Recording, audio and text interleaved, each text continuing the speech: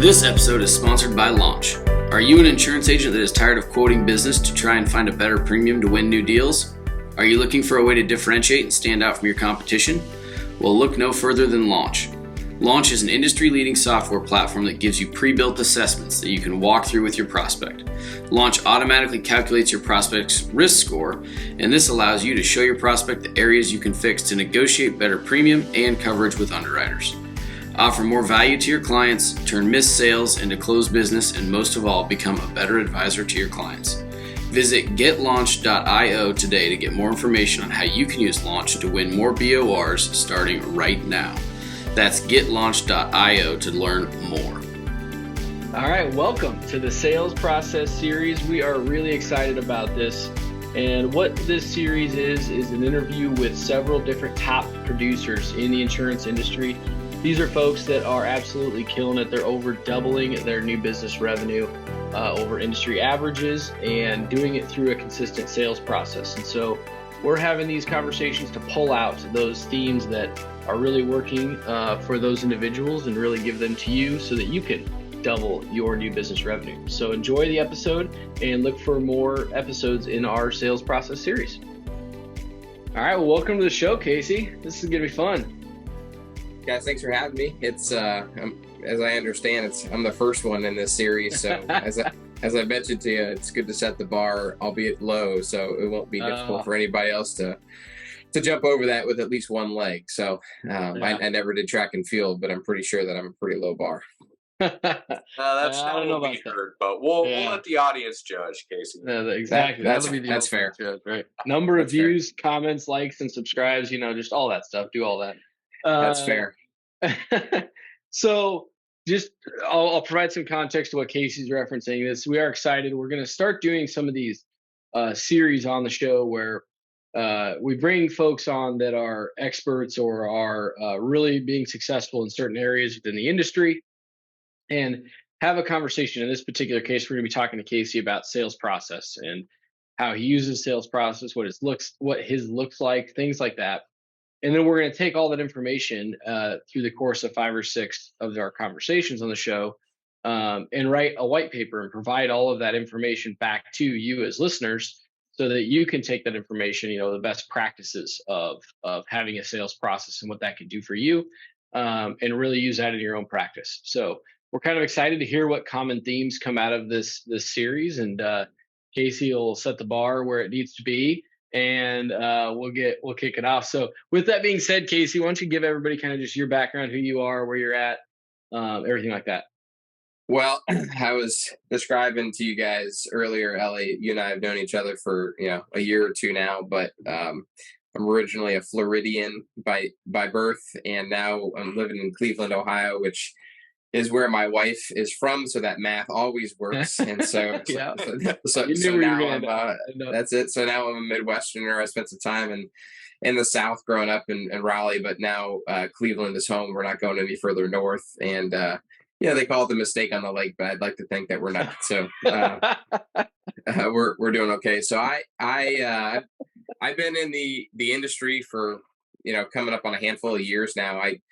Oddly enough, I was in the golf business for 10 years. That's another story entirely. I'm not sure that we've got time to really dissect that one. But so I was licensed for a number of years, and I never really did much with it. My in-laws are in the business as well. They're on the personal client management side, small commercial. But, I got licensed with the thought that at some point I might need it. And it turns out to be, prophetic in that way where I was looking for a way out just for a variety of different reasons, and I needed something to do, right? I've got little ones and I've got a wife at home that we made that conscious decision for her to stay there. So somebody's got to put food on the table. And it worked out to where I had known some of the guys at Oswald, our CEO and chairman, Bob Klunk, and Eddie Taylor, who is the principal of Taylor Oswald internally, and then our former chairman, board chairman as well, Mark Burns. So I knew some of those guys just through a relationship at the club that I was working at here on the east side of Cleveland.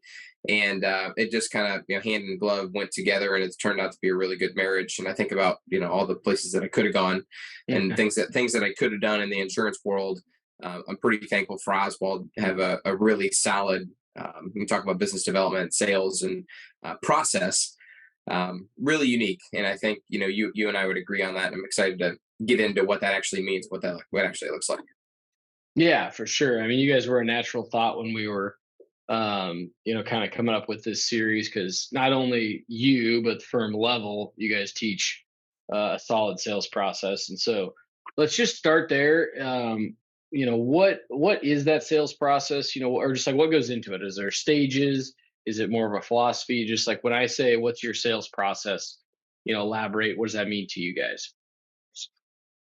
I think it means a lot of things. But I think the very idea that there is something that, I hate to call it rinse and repeat, but something that exists, that's structural, that's foundational, that is, key to how we operate on new business, and how we just help our clients, how we engage with our clients and help them manage risk differently, as opposed to helping them buy insurance, which I think is, something that a lot of, insurance brokers do, right? I mean, brokering.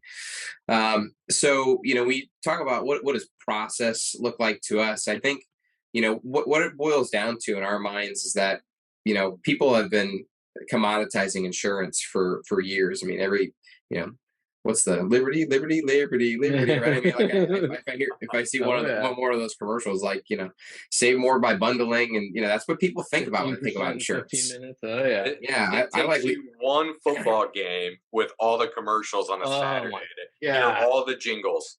I mean, it is it's classic flow, and look, I mean, that's when you think about insurance, people are like, all right, well, how cheap can I buy it? That's the first and only thought that they Yeah. have.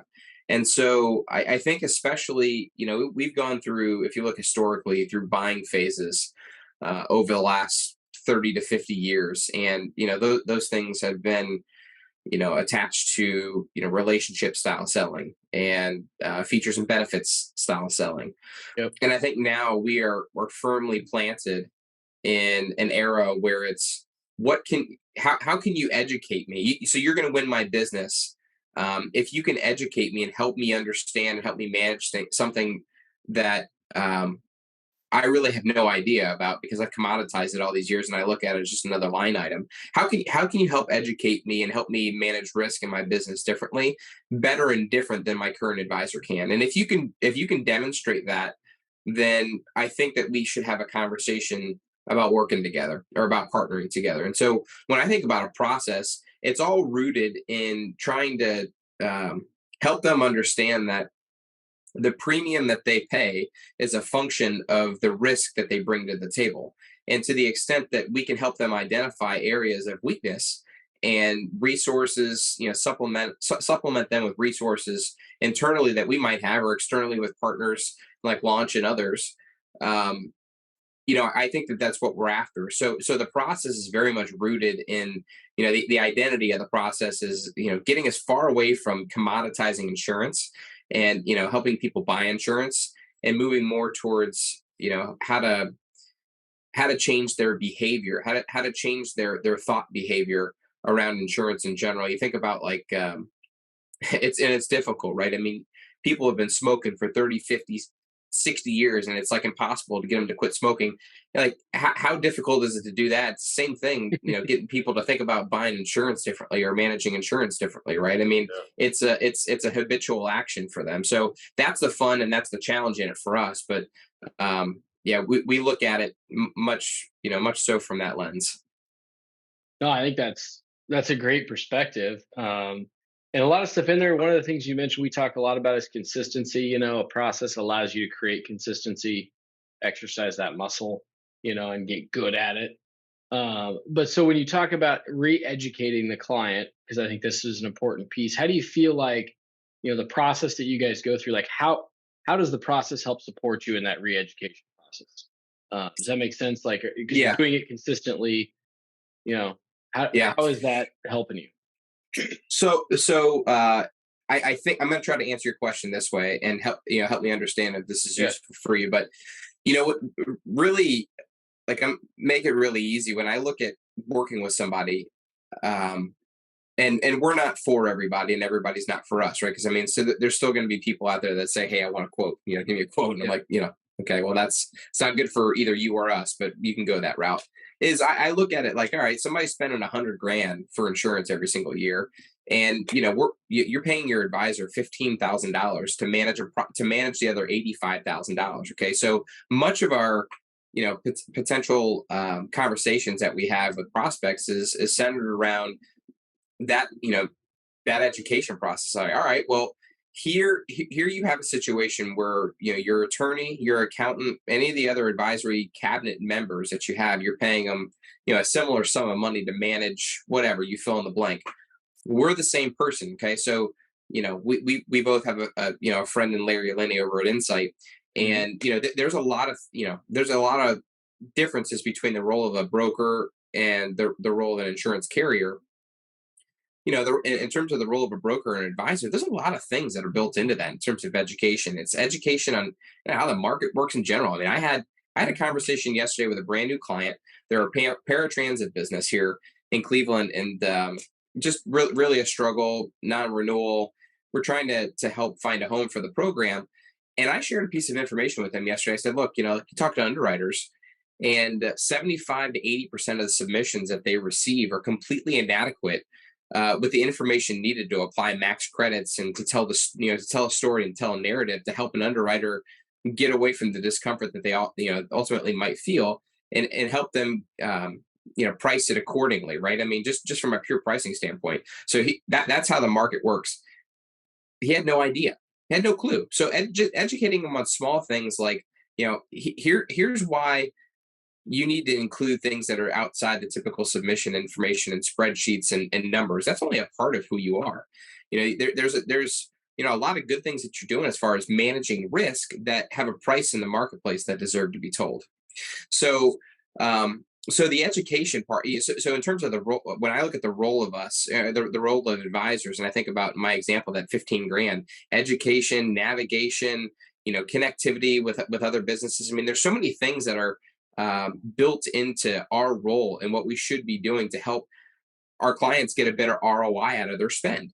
So we look at it from that as, and then, on top of that, it's all right. Well, do you understand the things that you're doing well? Help me understand what the things that you think that you're doing well, and let's identify the things that you're not doing well. And so therefore we can backfill with resources to make you better. And then we can wrap you up in a big red bow and present you as a best in class, top of the stack kind of risk to an underwriter, and as somebody that they want to partner with, as opposed to just them seeing another submission come across their desk because you're relying on the insurance marketplace to control your pricing. So those are some of the mindsets that we think of as we engage with some of our prospects. So hopefully that's helpful. I don't know if that kind of directly addressed the question, but no, it's very helpful. Go ahead, Ryan. Yeah, no, super helpful. I think it's refreshing to, hear that. And you can tell when you're speaking about it through your delivery that, it's impactful and refreshing, and how that would resonate with clients. Casey, would you kind of just pretend that I'm a prospect and walk me through kind of your process and how you would bring me through your sales funnel, if you will, to ultimately get me to the point where I can feel confident in being like, yeah, I want to partner with you, Casey? Yeah. So just, for in the abundance of clarity too, and you guys probably already got this, and the audience listening probably would assume this at this point, but I'll say it for the abundance of clarity is we work off of a completely BOR type method. We don't quote business. And, I think that there's situations where it's necessary and you have to, right? I mean, you run into an opportunity where you don't represent a market or whatever. I mean, I think we all go through that, but that's probably less than 2-3% of the time. So, just qualify that as, Yeah, go ahead. Real quick, before we dive into that, would you say though that helps you, like by the time you take a prospect through your process, they understand why you're not going to quote them and why this is a better route, and that you're not saying that you're never going to, but like we're starting the relationship on a different foot? Is it your process that helps enable that decision? Yeah, and I think I'll walk you through the process. I want to make sure to answer the question, but I think Yeah. like when you talk about the BOR type method, and most people say, okay, after the introductory type meeting or the second meeting, like, okay, great. So where do we go from here? Can you just give me a quote? Right. Yeah. And I have to, Every you know, freaking time. every time, and we have to educate them, right? So here's another part of the education process. Is like, all right, so that makes sense. I understand that in your business, Mr. Manufacturer, that or Mr. Contractor, that you have to go out to bid, right? That's how you win business, is every day, all day, putting out bids. But let me help you understand why quoting your insurance is probably the worst possible thing that you can do for your business. Okay. And give them raw data, raw facts. Like, hey, look at the marketplace and where we find ourselves today. What kind of line of business are you? You're a plastics manufacturer. Great. Okay. So I'm speaking to that because Ohio is like, on the heels of election day yesterday, right? We got like over 30% of our economy is manufacturing, and downstream to aerospace, to plastics, to rubber, to whatever. So all right, as a plastics manufacturer, from a property perspective, you realize that you've got probably like 3 or 4 carriers that have an appetite for what you do. Okay, great. So you tell me that you're going to assign a bunch of different brokers to the whole process, and you're going to allow the insurance marketplace to choose who you want to work with. Okay, great. Well, what happens if you get a bunch of quotes out there, and you got carriers that they've seen the submission 3 or 4 times, multiple times, whatever it is, and they say, well, I know this game. I know that this company, all they do is they try to use us as leverage to drive down pricing. They're not really focusing on the things that they need to have the best outcome or the best result. So when this comes across my desk, I either throw a rate at it or I completely decline it. And so what happens when you're in a situation where an insurance carrier has to exit a market because they've had a bad couple of years, or book of business isn't profitable, and now you need somebody, right? But now you've got options you thought you had don't want to have anything to do with you because they don't believe you're serious. It's like the boy who cried wolf kind of thing, right? So do you want that? No, I didn't realize that's how it works. Okay, well, so that's part of the process, is educating them. Like, hey, do you know that only one market could talk to one advisor at a time? Oh no, I had no idea. Isn't it like health insurance where you could just like have multiple? It's like, no, you can't do that kind of stuff.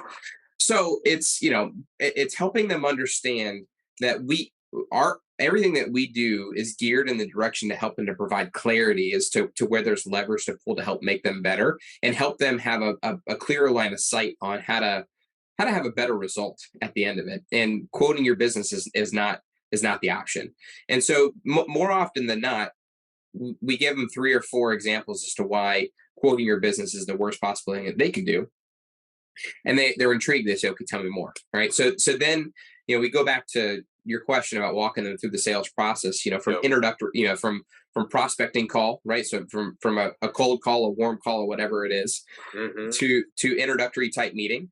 And it's asking them any number of questions. I like to structure my, you guys probably figured this out about me. I'm pretty structured. So I like, breaking into thirds. And, very first thing, we do a lot of Sandler sales training. So very beginning is, the bonding and rapport, and just getting to know them. I probably stalked them on Instagram, LinkedIn, Facebook, whatever. Golfer. So, trying to see if they're a member at a club nearby or something like that, where I can have that little plug.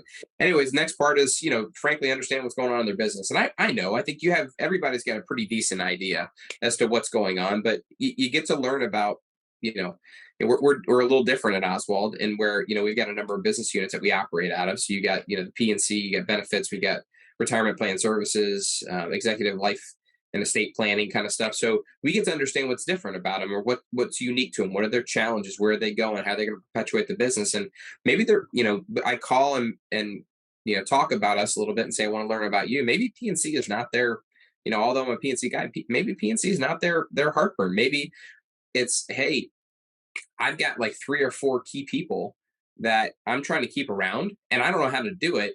I know that they're really good. I don't have anybody that really wants to buy my business, but I see in 10 years, 5 years, maybe these guys want to buy it. All right, well, maybe there's some kind of deferred kind of conversations through life insurance that we should, that we should have. And maybe that's the jumping off point for us. So understanding about their business is the second part of that meeting. And the third part of the meeting is, tell me about the advisory relationship. Tell me about what a year looks like working with your broker. Tell me, how comfortable are you with, the method that's used to calculate your insurance pricing, and how much control do you feel like you have around that kind of stuff, right? Get them to think differently. Like there's actually, oh, so you mean you actually can have control around this process? I don't just have to hope as the strategy.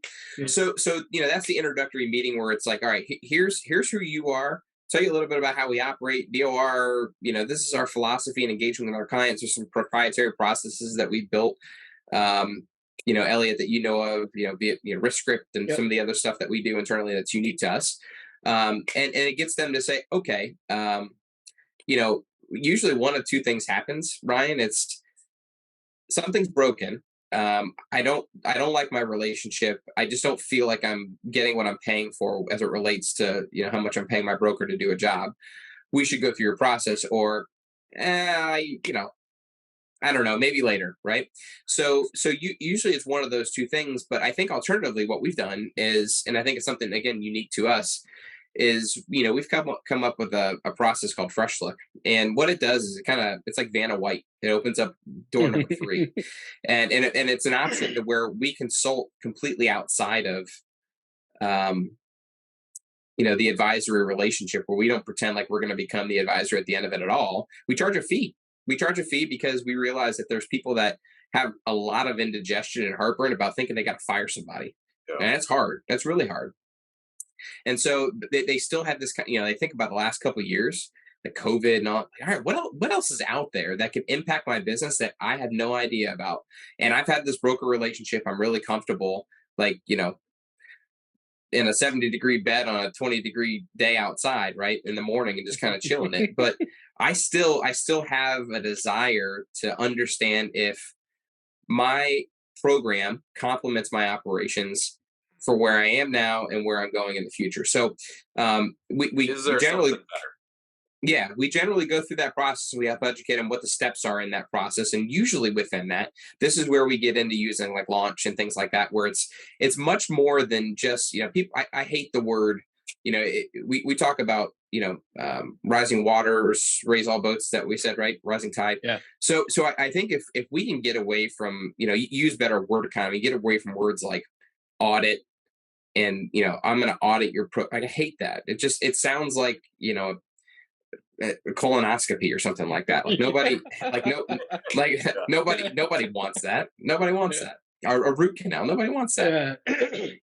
So, to help to say like, hey, we want to help you understand like an overview of your program and how it complements your operations. And there's so much more than just the insurance program and the limits and the sublimits and how it aligns with industry standards and your risk tolerance, and where there's gaps in coverage, like gaps and all, like nobody wants to talk about that, because that's all we can all do that all day long. I mean, that's easy money. The real challenge, and this is where we try to get away again, as far away from the insurance product itself, because you got product in my mind and you got process.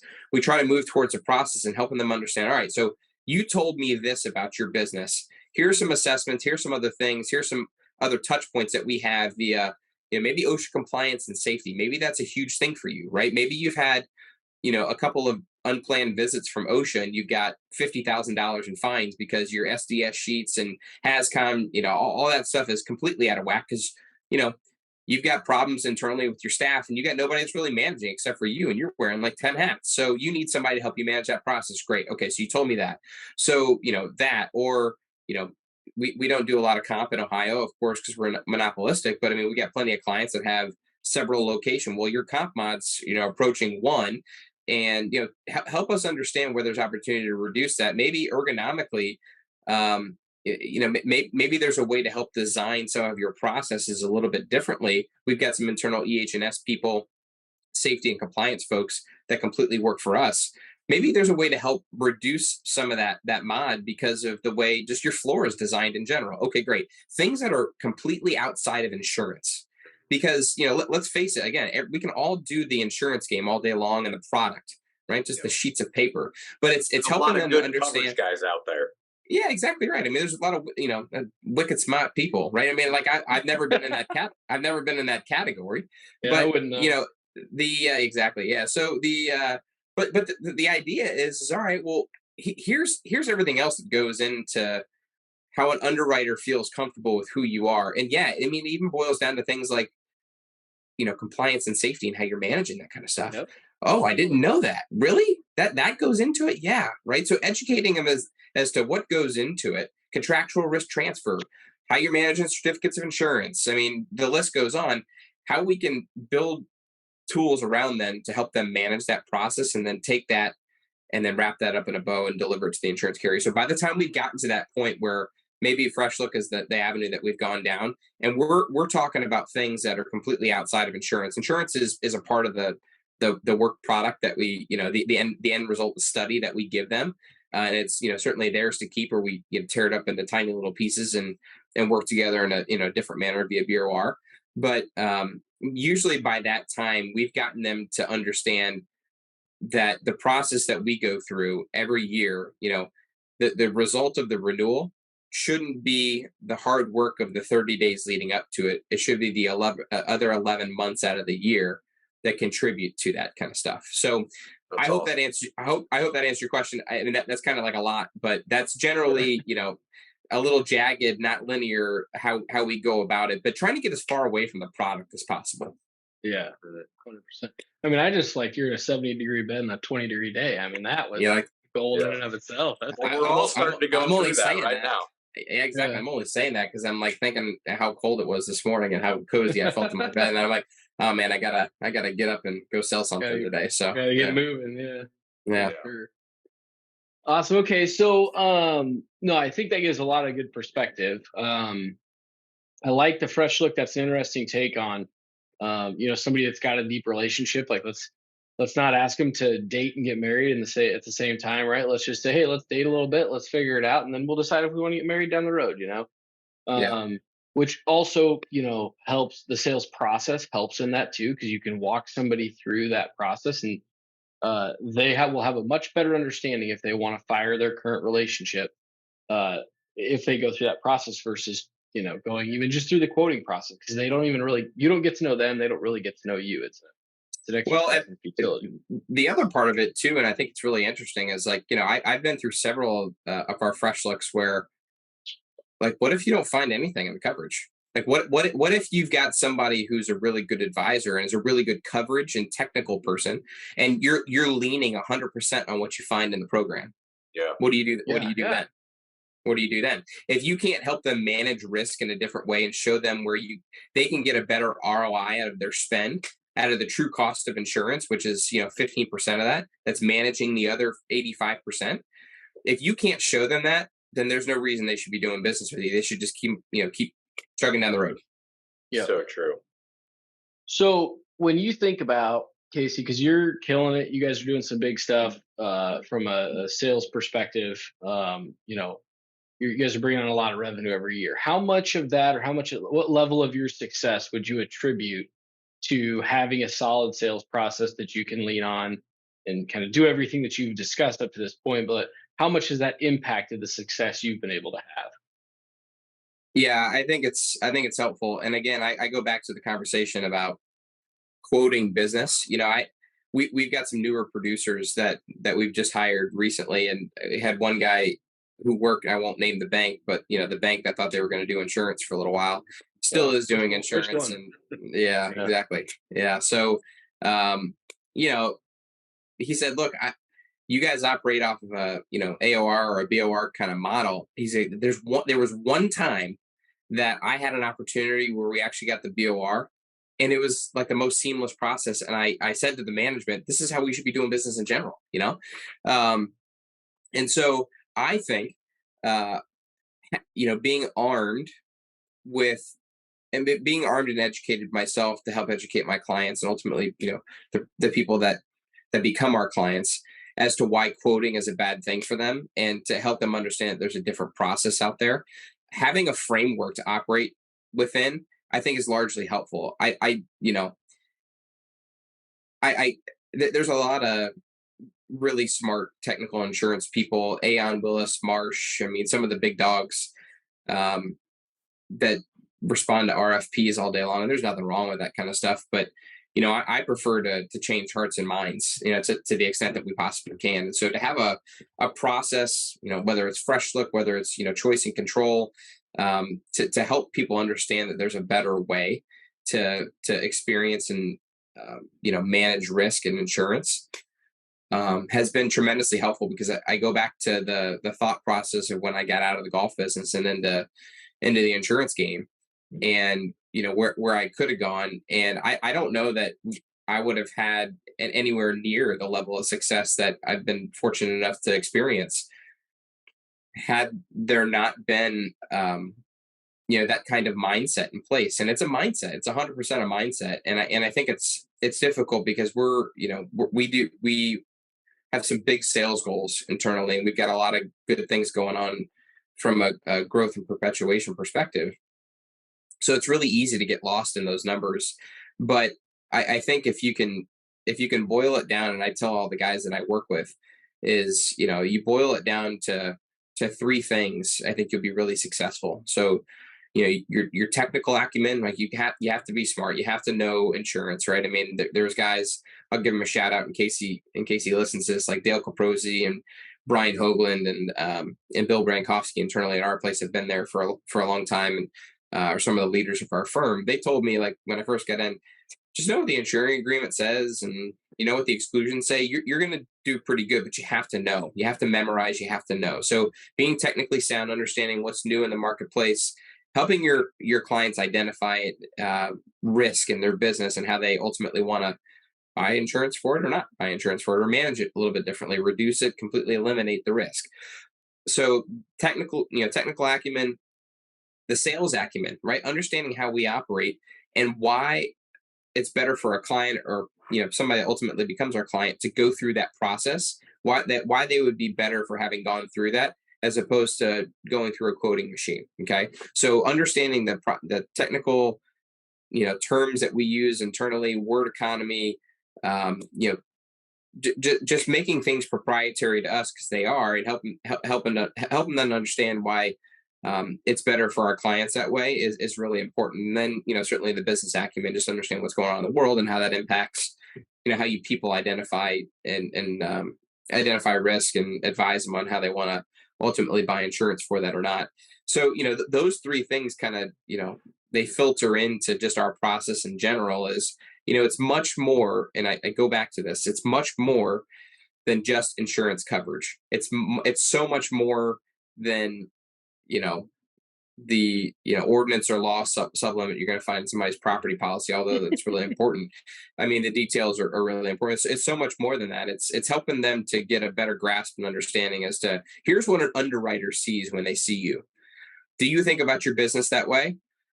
How can we help you think about your business that way? And where can you get a better ROI out of your spend, because you're working with somebody who's got the resources and want to help you get to a place where you've got more control around your insurance spend. So the process is essential to what we do. And, to the extent it's somewhat rinse and repeat with other factors that are kind of layered in there, depending on what the drivers are for discomfort in somebody's business. We talk about that, right? Whether that's social compliance or safety or cyber or whatever. I mean, you fill in the blank, but it's essential and it's key to how we operate. Yeah, Absolutely. It's I think you're spot on, and that's very valuable for everyone listening. And I know we don't like to talk about how we are creating processes and whatnot to replicate our models and such, but at the same time, like, that's how we can scale to go help more people and change the way that our clients are thinking about risk. And the better that our ability is to do that internally inside our shops, like, the bigger impact we can make. So it's like, it truly is important. Yeah, I think about it's like any NFL team, right? For anybody that's listening, that's an NFL, a football fan. It's like everybody's got those call sheets, and they've got the same 20 plays, right? I mean, they've got they've got the core and the foundation relative to who they are and who's on that 50. Is it a 53-man roster now, whatever it is? But who's on that roster and their capabilities to execute plays. They've got a couple of trick plays and things like that in and around, game planning for what they see on tape. But every, week to week, they've got a solid process around how they think that they're going to win the game. It's no different. And I think everybody ought to. And the more you can build things that are proprietary to you, and the more you can help people that aren't your clients understand that there's a different way to go about it, and that you've got something that's unique to you. I think the more successful you're going to be. I mean, you completely ruin your brand, internally and externally when you get into that kind of quoting game where you basically reduce your worth to the price that you can produce to the client. So, having those processes established is the beginning and the end of success. Yeah, I totally agree. Elliot, if you're chatting, you're muted on your end, just FYI. But one last burner question, Casey, if you can answer this anyway, would suffice. But can you give us any idea at any sort of level on what type of success you're having today? Yeah, I'll be pretty transparent. I'm not shy about it. So, I think my sales goal this year was 185, and I think to the year to date I might be at 230, 220, 230. And hopefully before the year end, there's a couple more things that are floating around out there that we will likely close. So I might get to 250, 260, 270, somewhere in the neighborhood. And next year my goal will be 225. So the goal will be to do at least that, if not more, crush it as much as possible. So, I think internally, most senior producers, and I qualify senior being somebody who's been there for at least probably 10 years doing it. Most of our guys are probably doing, north of 250 every single year. With some of our, the guy that runs our design and construction practice is probably doing closer to $1 million. A lot of, our construction book is quite large, and that's one of our kind of hallmark practices, if you will. But that's does that answer? Is that helpful? Yeah. That's awesome. Yeah. And congrats, man. Those are sweet numbers. So, well, thanks. Yeah, I appreciate it. There's been, I'm not going to take any credit for it, to be honest with you. And I'm serious about that, because I really, I'm thankful for Oswald, because, there's a mentality internally, being an employee-owned company. There's a mentality internally that it's, by committee. And I'm really fortunate, I mean this, that we've got several different business units that we can operate out of. And another thing too that has contributed to that is, we don't have to go a mile deep to understand it, but I have to be able, when I get stonewalled on the PNC conversation, have a benefits discussion with somebody, and know enough to be dangerous to where I can bring in one of my colleagues. And so the really cool thing about us is that, even if I did 250 this year, 30% of it might be benefits, where I struck up a conversation with somebody on Benny's, because, PNC was, they absolutely weren't going to fire their advisor, right? I mean, it's a second cousin, fifth removed, and they took a blood oath when they're in fifth grade, it's kind of thing.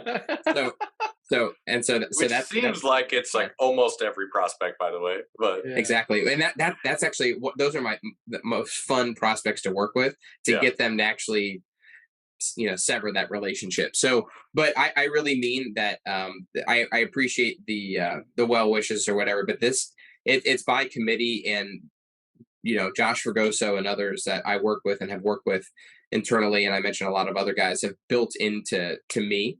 And any success that I've had individually is largely a collection of hard work that's been put in. So we're fortunate to have a lot of great people internally. Awesome. It's awesome. Well, hey, we appreciate your time. We know you're busy, and I think this has been extremely helpful to everybody. And hopefully, we can continue this conversation and kind of see what the common themes are, and see how that having a sales process can really elevate your game really significantly. And I think that Casey exudes that, and walk through a lot of the reasons why. So appreciate it, man. It's fun. Yeah, you bet. And everybody out there listening, go check out Launch while you're at it. It's a pretty cool little product. So just a little shameless plug, because it's an awesome platform. So, and I'm looking forward to continuing to use it with my clients and my prospective clients. There's a lot of value in it. So awesome. Thanks, dude. Well, we will catch you soon. Thanks, guys. Appreciate it. Thanks, Casey. Thank you for tuning in to Getting Past the Premium. We are excited to continue breaking down barriers and finding solutions together. If you would like to reach out regarding anything you heard in today's episode, find links and contact info in the description. Until next time, have a great day, and let's continue getting past the premium.